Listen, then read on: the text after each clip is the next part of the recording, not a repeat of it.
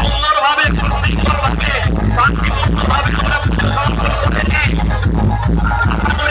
শেষ মুহূর্তে কোন রকম বিপদ যাতে না ঘটে আপনাদের সহযোগিতা আমরা একান্তভাবে কামনা করছি।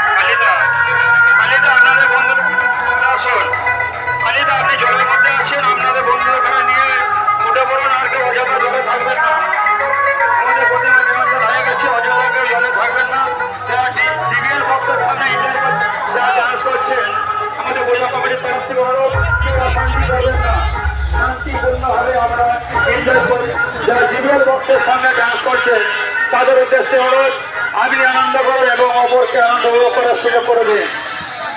প্রতি বছর আমাদের